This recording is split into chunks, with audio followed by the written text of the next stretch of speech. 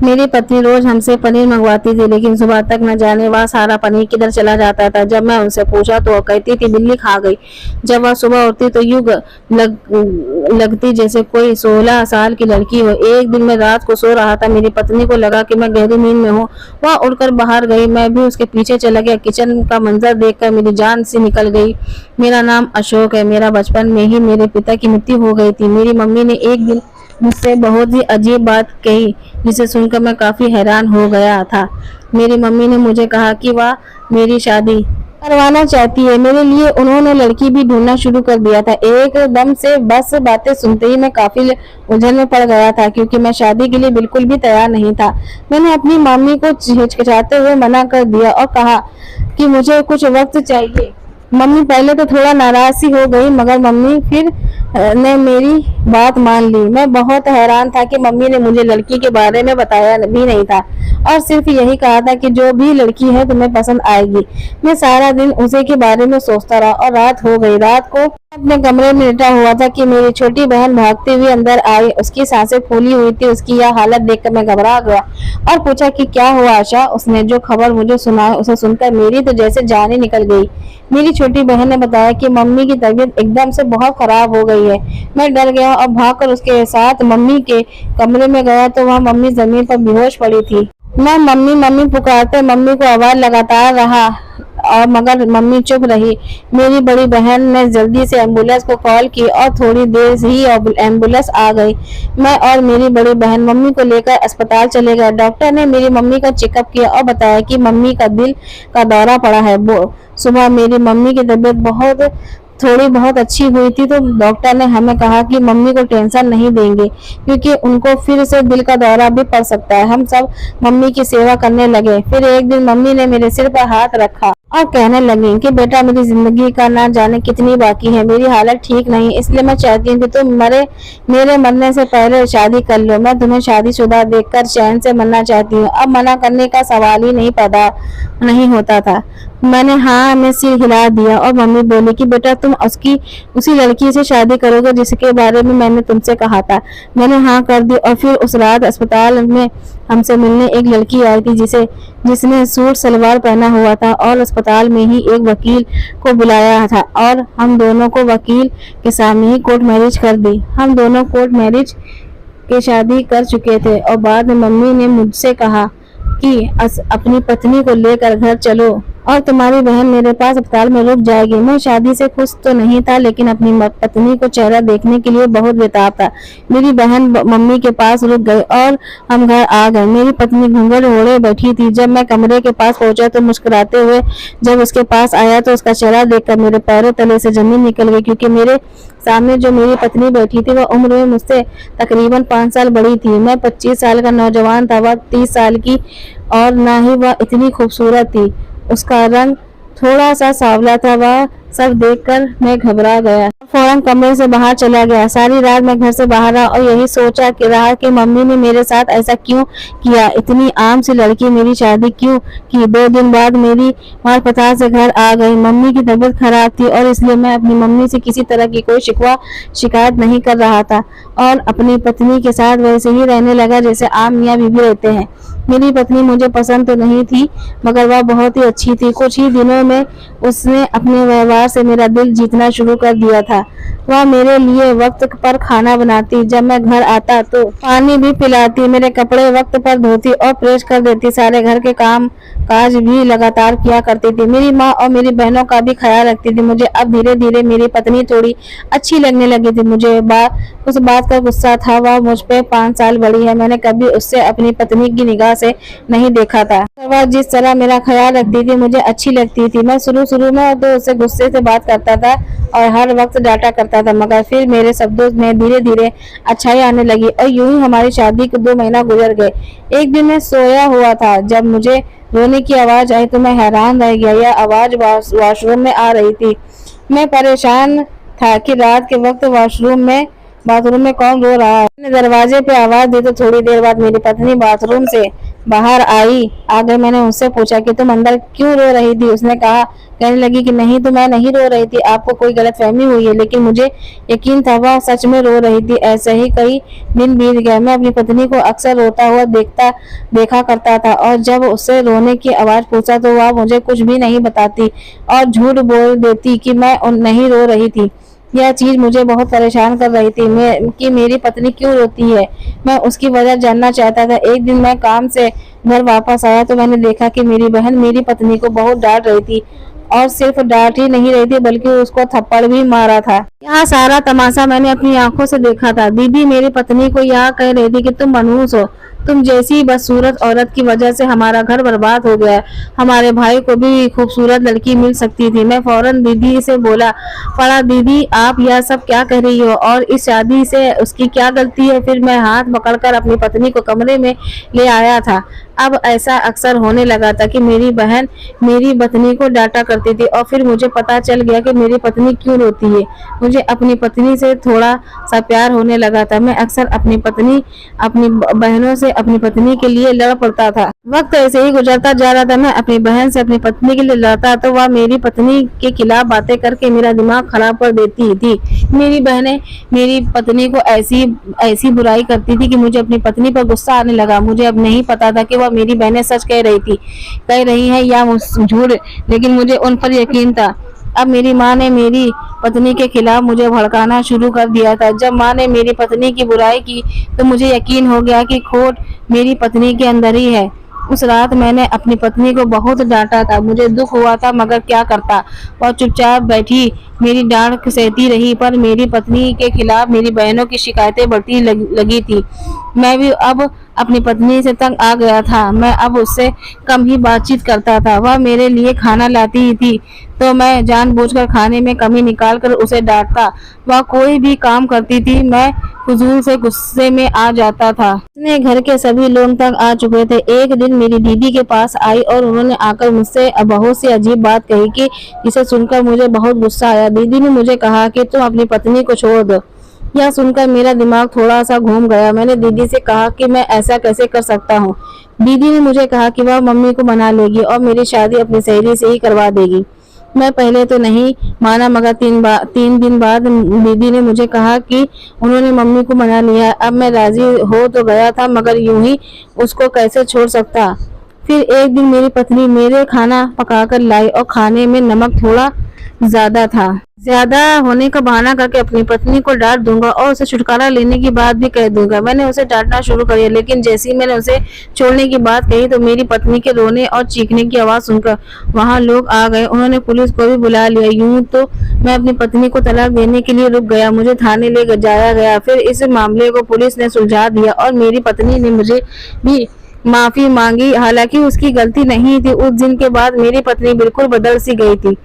अब वह कुछ ना बोलती थी, हर वक्त चुप रहती थी। बस रात को होती तो मुझसे पनीर मंगवाती थी। मैंने दुकानदार से कहा था कि मुझे बिल्कुल ताज़ा पनीर चाहिए।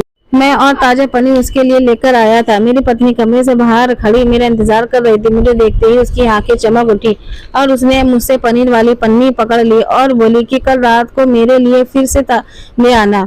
यह सुनकर मैं घबरा गया और कहा कि तुम रोज मंगवाती हो, उसका क्या करती हो? मैंने थोड़ा गुस्से में कहा तो वह सहम सी गई और कहने लगी, रात को पनीर बिल्ली खा गई थी, इस वजह से आज दोबारा पनीर मंगवा रही हूँ। मैंने उसकी बात मान ली और फिर काम पर चला गया।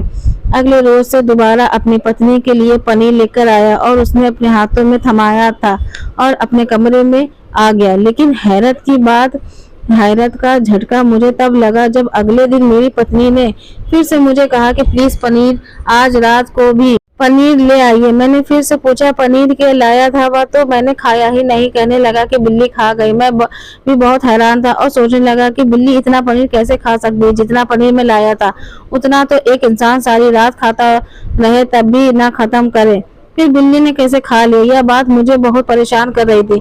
मैं जानना चाहता था कि पनीर कहाँ जाता है। 2 से 3 बार मैंने यह बात अपनी पत्नी से भी पूछा, मगर उसने हमेशा यही बात की कि बिल्ली खा गई। उस बात को अब काफी दिन गुजर गए थे और मैं लगातार रोज अपनी पत्नी को पनीर लाकर देता था और वह पनीर गायब हो जाता था।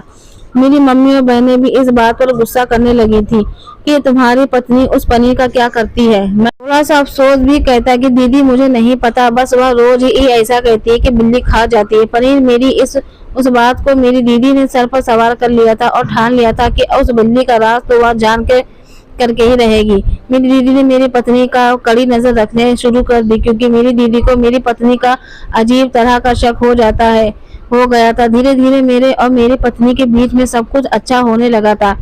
मैं अब उसे डांटता नहीं था, उसका ख्याल रखता था और खुद अपनी खुशी से रोज रात को पनीर लाकर देता था। मेरी माँ और मेरी बहनें अगर मेरी पत्नी के खिलाफ कुछ भी कहती तो मुझे फर्क नहीं पड़ता था। मैं उसकी किसी बात पर भी यकीन नहीं करता था। मेरी बहनें भी इस बात हैरान थी, उसको एकदम से क्या हो गया है और यह अचानक जोरू का गुलाम कैसे बन गया। मुझे भी अंदाजा नहीं था कि मेरे साथ क्या हो रहा है। मुझे अब अपनी पत्नी से थोड़ा सा लगाव हो गया था। उसके साथ रहना और वक्त गुजारना मुझे अच्छा लगने लगा था। ऐसे ही एक और महीना बीत गया। मेरी पत्नी के बारे में मेरा नजरिया अब बदलने लगा था। वह जब भी सुबह जागती तो मुझे 18-19 साल की एक लड़की जैसी जवान लगती थी। अब मुझे अपनी पत्नी बहुत खूबसूरत लगने लगी थी, जैसे वह कहीं की परी हो। घर पर मैं बहुत हैरान होता था कि वह उस हसीन लड़की को मैं मारा करता था। मैंने अपनी पत्नी को अपने उसके साथ बीते हुए कल की माफी मांगी थी। अब हर वक्त पत्नी के पास रहने का मेरा दिल करता था। मैं न सिर्फ हर वक्त उसके साथ रहता था, बल्कि वह मुझे उसकी सेवा करना भी बहुत भी अच्छा लगता था। मैं उसके लिए खाना पकाता था और उसके सारे काम करता था और कोई काम नहीं करने देता था। मेरी बहन और माँ यह सब देखकर मुझे गुस्से में आ गई थी और मुझे खरी खोटी सुनाती। मैं उनसे लड़ पड़ता और कहता कि अपनी पत्नी के बारे में एक शब्द भी नहीं सुनूंगा। मेरी माँ मुझे कहती कि उस वक्त को याद कर जब तुम्हारा बाप तुम चारों भाई बहनों को दुनिया में अकेले छोड़कर चला गया। तब मैंने तुम सबको अपने खून पसीने की कमाई से खिलाया और जवान किया, और आज तुम अपनी पत्नी के कहने पर हम लोगों से लड़ते हो। मैं कहता हूँ कि मम्मी कुछ भी कहो, मगर मेरी पत्नी को कोई तकलीफ ना दो। अब मैंने और मेरी पत्नी ने बहुत सह लिया। ऐसी अच्छे दिन अब गुजरते जा रहे थे। एक दिन मेरी दीदी को उस पनीर का राज पता चल गया और फिर मेरी और गैर मौजूदगी में मेरी पत्नी को डांटना शुरू कर दिया और डांटते हुए मेरी पत्नी पर हाथ भी उठा लिया था। मैं जब वहां पहुंचा तो मेरी दीदी ने मुझे भी वह राज बताकर अपनी तरफ करने की कोशिश की, मगर यह सब देखकर मैं अपनी दीदी पर गुस्से से बाहर हो गया और मैंने गुस्से से अपनी बहन को घर से धक्के मारकर बाहर निकाल दिया। दीदी चीखती चिल्लाती रही, मगर मैंने दीदी की एक ना सुनी। मेरी छोटी बहन और माँ भी रोती रही, मगर मैंने कहा कि तुम में से किसी को जाना है तो चले जाओ। मेरी माँ पहले ही बीमार थी। ये सब देखकर बिस्तर में लग गई। मेरी बहन चुप करके सारा दिन काम किया करती है और किसी को कोई बात ना करती थी। माँ तो अब अधमुई होकर चारपाई पर पड़ी रहती और मैं अपनी पत्नी की सेवा में बिजी रहता। सारा दिन उसका ख्याल रखता और रात को उसके लिए पनीर लेकर आता। मैं थोड़ा हैरान होता था कि रोज रात को बिल्ली पनीर कैसे खा लेती है, मगर फिर ना जाने क्या यह बात खुद ब खुद मेरे दिमाग से निकल जाती और मुझे याद करती कि अब दिन हो या रात उससे कोई फर्क नहीं पड़ता। मुझे तो सिर्फ अपनी पत्नी से फर्क पड़ता है। मैं वक्त उसके साथ रहना चाहता था, उसके साथ ही सिवा मुझे इस दुनिया में कुछ भी पसंद नहीं आ रहा था। मेरे साथ एक अजीब घटना हुई। मेरा एक दोस्त था जो जादू टोना और इन सब का बहुत ज्यादा ज्ञान रखता था, क्योंकि वह एक बाबा को चेला था। उसके मिलकर मैं बहुत खुश हुआ और उसकी बातें में इतना व्यस्त हो गया और एक दिन वह मुझे अपने बाबूजी के पास ले गया। उसने मिलकर भी मैं बहुत खुश हुआ। मुझे महसूस हुआ कि अब मेरे दिल में अपनी बीवी से मिलने का थोड़ा सा जज्बा कम हो गया। उस रात मैंने दुकान पर खूब देर तक काम किया था, नहीं तो मैं रोज शाम होते ही जल्दी से घर आ जाता था। आज भी जब मैं घर पहुंचा तो मेरी पत्नी हमेशा की तरीके मेरा इंतजार कर रही थी। मैंने पनीर का थैला उसको पकड़ाया और आराम से अपने कमरे में चला गया। आज मुझे नींद भी नहीं आ रही थी, बल्कि उस पर एहसास हो रहा था कि अपनी माँ और बहनों के साथ कैसा सलूक किया है। यही सब सोचते हुए मैं आंखें बंद किए हुए लेटा था। फिर एक अजीब घटना हुई। मेरी पत्नी आधी रात के वक्त बिस्तर पे उठी और मुझसे गौर से देखा। जब उसे यकीन हो गया कि मैं सो रहा था तो वो बिस्तर से उठी और कमरे से बाहर चली गई। मैं भी हैरान था कि मेरी पत्नी कहाँ जा रही है। मैं बिस्तर से उठा, उसके पीछे चलने लगा। वह कमरे से निकली और फिर रसोई में चली गई। मैं धीरे धीरे कदम उठाता हुआ उसके पीछे चला जा रहा था। रसोई में गई और दरवाजा अंदर से बंद कर लिया। मैं बाहर खड़ा हुआ चुप चुप कर अंदर देखने लगा। जब मैंने अंदर का मंजर देखा तो मेरे पैरों तले जमीन निकल गई।